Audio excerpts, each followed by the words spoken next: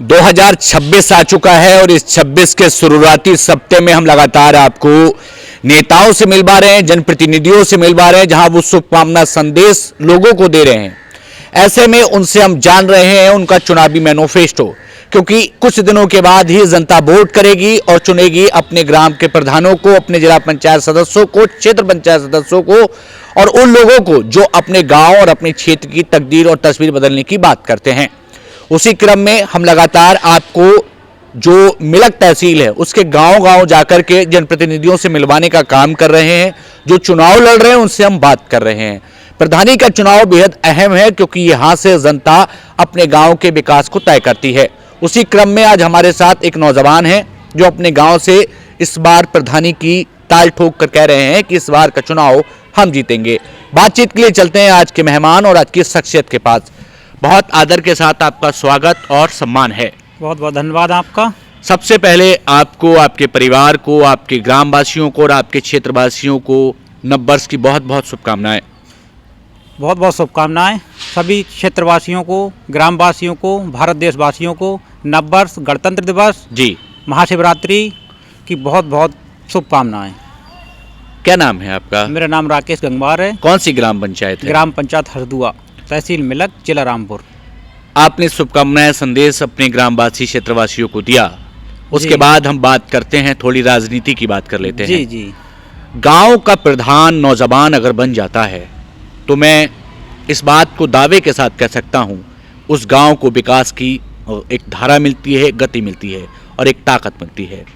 हरदुआ में लगभग कितने वोटर्स हैं? 1589 वोट हैं इस समय।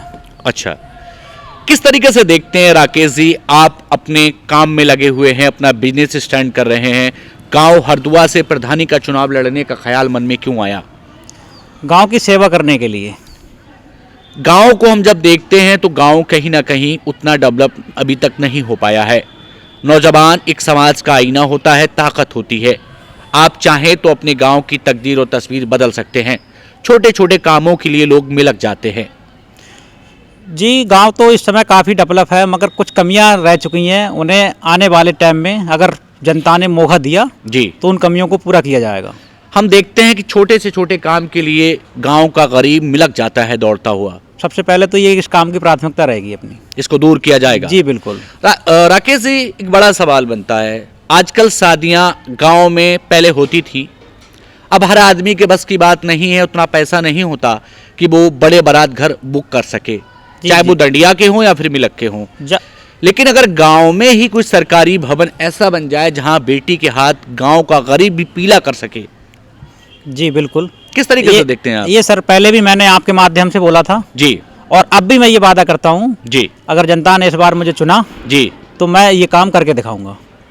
क्योंकि ऐसा है ना, गांव में जगह की बहुत ज़्यादा समस्या है। जी, हर व्यक्ति चाहता है, हर गरीब व्यक्ति चाहता है जी, कि मैं भी मंडप में या बाहर अच्छी डेकोरेट करके अपने बच्चे की शादी कर सकूं। जी, मगर ऐसा हमारे गांव में नहीं है। जी, हमारे गांव में एसटी समाज के जी, 40% एसटी समाज है हमारे गांव में। जी, निर्धन लोग हैं, गरीब लोग हैं, जी, बहुत ही ज़्यादा इस परेशानी से दिक्कत का सामना करते हैं। जी, और उनकी मांग भी यही रहती है। जी, कम से कम 20 साल से 4 पंचवर्षीय योजना हो गई। जी, 4 पंचवर्षीय योजनाओं से उनकी सिर्फ एक ही मांग रहती है, बारात घर। कि बारात घर। नहीं, होना भी चाहिए। लोगों ने वादे किए हैं जी, मगर उस पर अमल नहीं हो पाए।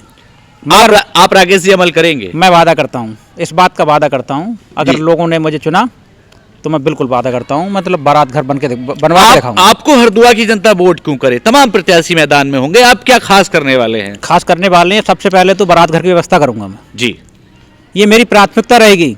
छोटे छोटे कामों के लिए लोग मिलक भागते हैं, जी, तहसील भागते हैं, ब्लॉक भागते हैं, जी, वो काम मैं गांव से करके दिखाऊंगा। गांव से आदमी को बाहर भागने की जरूरत नहीं पड़ेगी। 99% नहीं पड़ेगी। मैं मान सकता हूं राकेश जी, एक नौजवान हैं आप, और एक नौजवान का दर्द समझता है। हमारे आसपास कोई काम धंधा नहीं है, जी, लोग बहुत परेशान हैं। आप कई लोगों को रोजगार भी दिए हुए हैं, क्योंकि आपके कुछ ऐसे काम हैं जिनमें आप लोगों को काम देते हैं। एक बड़े स्तर पे हम मान सकते हैं हरदुआ के प्रधान बनने के बाद रोजगार की ओर कोई कदम बढ़ाया जाएगा? जी बिल्कुल बढ़ाया जाएगा। हम देखते हैं ग्राम स्तर पर आधुनिक खेती या फिर दूध की डेयरियां या कुछ ऐसे सेंटर्स जहां सिलाई वगैरह स्टार्ट हो सके। क्या लगता है विकास के साथ साथ रोजगार को उधार देंगे आप? भारत सरकार ने बहुत सारे ऐसे उद्योग जी दे रखे हैं जी और उन्हें मैं अमल करूंगा, ठीक है। और अपने गांव में किसी न किसी का एक या दो उद्योग जी। ला के दिखाऊंगा, जिससे कुछ जो गरीब व्यक्ति हैं जो बाहर जाने में असमर्थ हैं जी। वो इस चीज़ को कर सकें, काम मिल सके। और दूसरी बात, खास तौर से महिलाएं बहुत परेशान रहती हैं जी, महिलाओं के लिए इस चीज़ पे अमल करूंगा। कोई ना कोई रोजगार होना चाहिए। बिल्कुल जी। गांव के लोग आपके साथ हैं? अभी तक तो साथ हैं सर। जनता साथ दे रही है? बिल्कुल। सब लोग साथ हैं? सब मेरे हिसाब से तो सभी लोग साथ हैं, मगर आने वाला भविष्य तय करेगा कि क्या होता है। हरदुआ बड़ी उम्मीद भरी नजरों से राकेश जी आपकी तरफ देखता है। जी जी। आपके जहाँ बड़े राजनीतिक संबंध हैं लोगों से, तो जी। वहीं आप गांव के गरीब के साथ बैठकर उसका दर्द भी जानते हैं। जी जी। हम एक बहुत खास बात आपसे करना चाहेंगे। सरकारी स्कूल में गरीब का बच्चा पढ़ता है, जी, अगर गरीब के बच्चे को सही शिक्षा मिलने लगे तो जी। चीज़ें बहुत बदल सकती हैं। बदल सकती हैं सर। कुछ बदलाव होगा शिक्षा पर? बिल्कुल होगा बदलाव। फिलहाल में तो सर मेरे गांव में जो प्राइमरी स्कूल है वहाँ से 2-3 बच्चे अभी फिलहाल में जल्दी में ही जी कुछ टीचर बने हैं, कुछ पुलिस में गए हैं, बड़ी बड़ी अच्छी पोस्टों पे गए हैं। जी। आज तक के रिकॉर्ड में शिक्षा का जो उद्देश्य है वो अच्छा चला है, मगर आने वाले समय में हम उसको और बेहतर करेंगे। हम मान सकते हैं कि हरदुआ को प्रधान न मिलकर के एक ताकतवर बेटा नौजवान मिलने वाला है। जी जी बिल्कुल। देखिए, प्रधान जी जब बन जाते हैं तो प्रधान जी थोड़े से नखरेबाज हो जाते हैं। जो जनता प्रधान बनाती है वही ढूंढती रह जाती है कि हमारे प्रधान जी गायब हैं, जी नहीं, ऐसा आप नहीं फोन नहीं उठाते हैं, या फिर कहीं ना कहीं चीज़ें बदलती हैं। राकेश जी, कोई बदलाव तो नहीं होने वाला? ना सर, अब इस समय अब भी बदलाव नहीं है और आने वाले समय में बदलाव नहीं होगा। हम मान सकते हैं कि हरदुआ को उसका हक दिलाने का काम होगा? जी बिल्कुल। कुछ खास तमन्ना, कुछ अरमान जो आपके दिल में है कि अगर मैं प्रधान बना तो कहीं ना कहीं ये काम मुझे ज़रूर करना है? काम मुझे 2 ही करने हैं। एक तो देखो गरीब व्यक्तियों के लिए जी मंडप की व्यवस्था करवानी है, बारात घर की। जी दूसरा काम मुझे ये कराना है, जो गरीब परिवार में जो बेटियां शादी के लिए योग्य होती हैं, जी जो लोग उनका खर्च करने में या अनुदान उठाने में असमर्थ रहते हैं, जी उनमें मेरा सबसे बढ़ चढ़ के योगदान रहेगा। और लोगों से मैं आपके गांव के लोगों से अपील करूंगा जी कि ज़्यादा से ज़्यादा योगदान करें, दान करें, जी। जिससे उन पे काफ़ी बोझ ना पड़े, वो अपनी लड़कियों के हाथ सुकून से- सुकून से कर सकें। सुकून से हाथ ये वादा करता हूँ। जी।